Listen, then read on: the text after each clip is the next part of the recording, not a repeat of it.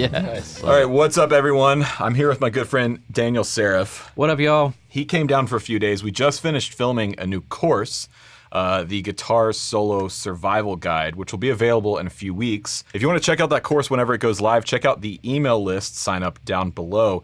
And that backing track we were just playing over is part of the course, but we're actually giving it away for free as a free download. Yeah, so fun. A lot of fun to play on. Yeah, we produced it specifically for that course. And the concepts we're going to cover today actually work really well over that backing track.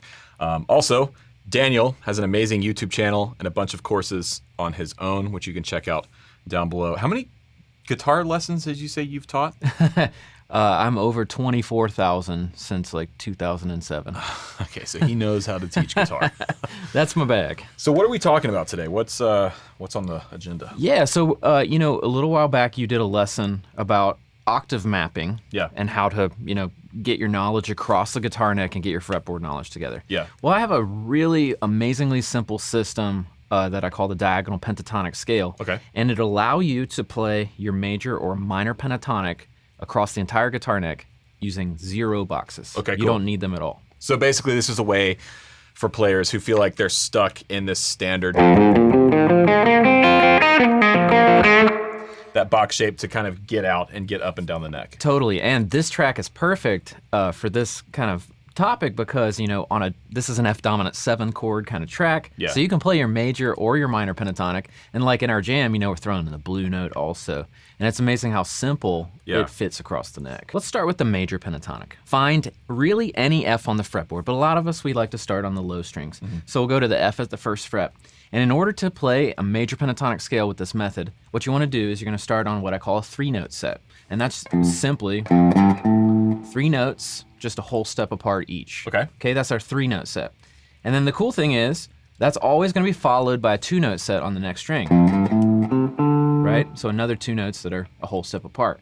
So that little box right there, those 5 notes, that's our entire pentatonic scale. And the neat thing is that if you continue that pattern just right next door, we got it again.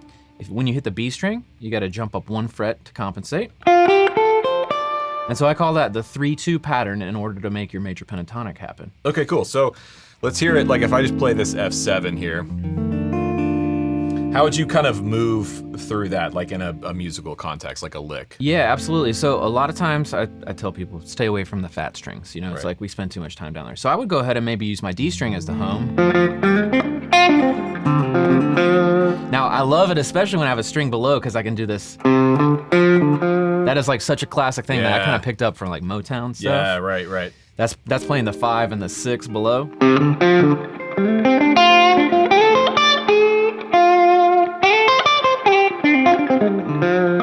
Yeah, it's cool because it instantly opens you up to being able to, connect the pentatonic boxes, the shapes up and down the neck, but it gives you more headroom for phrasing. So instead of just, doing your standard kind of like, you can do that like,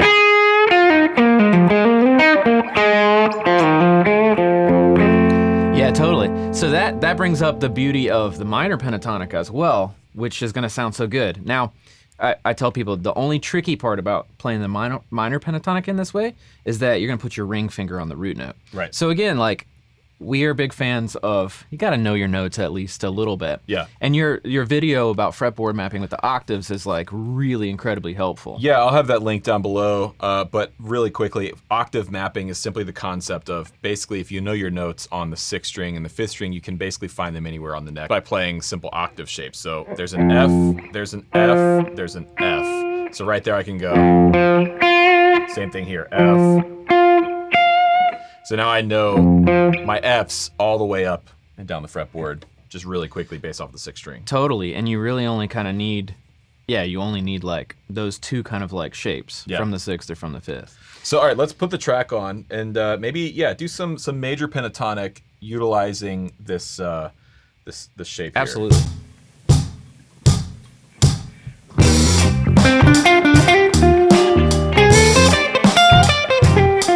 So I mean, this is BB's like sweet sound of the blues kind of thing.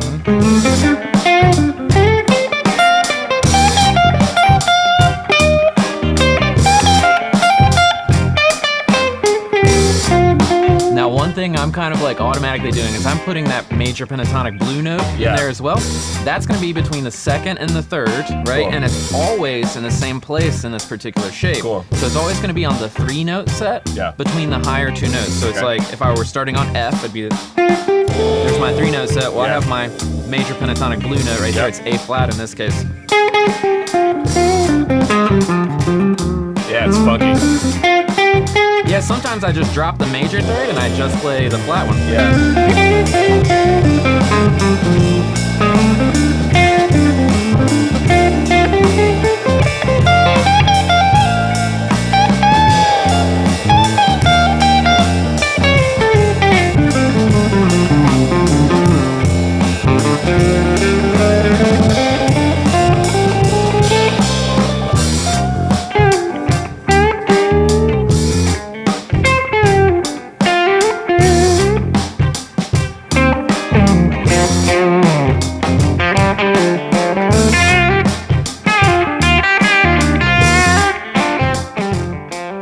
Are cool. They're great. You know, all of us use them a bit. But this is really the thing that put the pentatonic together for me. Because I always felt like 2 notes on each string. Like it was really like, oh, well, do I just go up to the next one and back? It's like you get like, kind of locked in. Yeah, you don't really have that many options. Well, instantly with that 3-note set, you're like, oh, I'm sliding more. I can hammer, and then you throw in that blue note. It's like, whoa, there's a lot of options. Yeah, and it helps you, like we were talking about, connect these different sort of shapes up and down the neck, so these lines you can start to move, you know, I guess horizontally up and down, or vertically, however you want to think about it, up and down the neck. And so far we've talked about the major pentatonic, but of course we love the sound of the minor pentatonic, right? Yeah. And so for that, you just take, instead of playing a 3-2 pattern, you're gonna play a 2-3 pattern. Okay. And so basically the only tricky thing is that I put my root note with my ring finger. So let's say I wanna play the F at the 8th fret of the A string. Okay. Put my ring finger there. And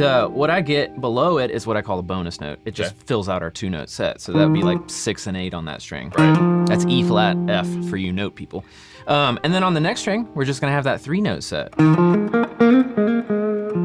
So that's like the idea for minor pentatonic. You just play a 2-3 pattern rather than a 3-2. And it follows that same idea where, okay, I start on a 2 here, I got a 3, I got a 2, watch out for the B string, you gotta shift up a fret, and then 2. Yeah. Okay, cool, so let's hear that.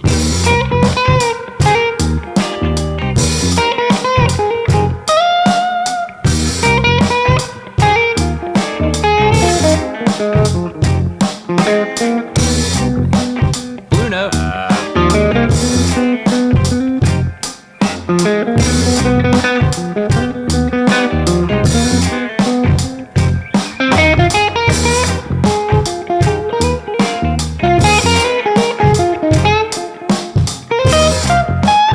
I went into the box there? Yeah. But that's the cool thing, you know?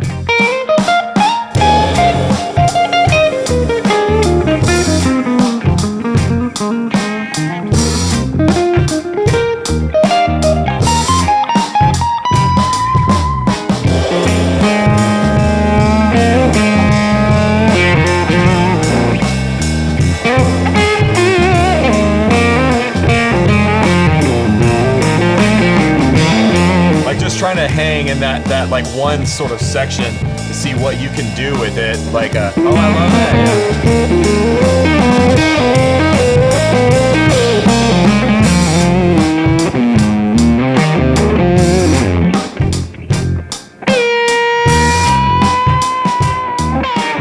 That's great. Yeah. So the neat thing there that actually you're doing, because you know your boxes so well, right? And you're taking this diagonal thing, and of course you're connecting the 1st fret box and the 13th fret box. The cool thing that you're doing, kind of automatically, because you're a great guitar player, and this is one thing that I see missing in players a lot of times, is that kind of transitioning between these different shapes. Right. And the one thing that I discovered that I didn't really see anybody else teaching when they talk, lots of people talk about diagonal pentatonic or different variations of that idea. Yeah. But the thing I haven't ever seen is that if you want to connect these shapes to one another, what you do is, let's say we're in that F minor pentatonic, right? Right. And maybe I'm here. right? And so what I want to do is, okay, well, I don't want to get stuck down here. I want to be able to shift up the fretboard. And there's this amazing thing that I discovered, and it's like, okay, cool, I got my 2-note set, I got my 3-note set. From the top of that 3-note set, all I have to do anytime is I can shift up 3 frets and I just start the opposite set. So I've got my 2, I got my 3, and then boom, I want to go up 2, let me go to the next string, 3. Ooh, I want to go up again. Let me jump on that same string, 3 frets up. Yeah. I want to touch on something that we covered in the course, which was sounding Scaley and sounding scalar. Can you talk about that a little bit? Like how these are all the right notes. Totally. There's nothing wrong with them. It's just how you phrase them. Yeah, can I demonstrate real quick? Yeah. On the internet and in guitar circles and things, a lot of times what you hear is you hear people blaming the scale. Yeah. Right? So here on this situation, we're playing 2 different scales, like F major pentatonic and F minor pentatonic. The sweeter sound, Right. the minor sound, the more bluesy sound, right? Okay, so if it's the scale's fault, then this should sound good. That does not sound good. Those are the notes that are not in the scale, right? Yeah. So let's go ahead and say that we can now stop blaming the scale for sounding bad. Yeah. And instead, it's what we're doing with the scale. Right. So, for example, we've got the notes now. We're kind of mapped it out on the fretboard. Let's try to slide between the notes. Okay. So that, if I just went, that's kind of boring, right? But the slide's like, it's like you're singing rather than just playing notes. Yeah. So there I threw in a hammer-on and a slide.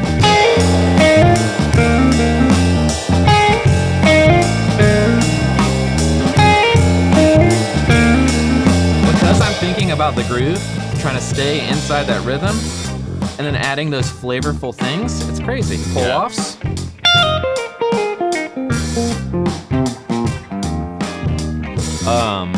Little vibrato.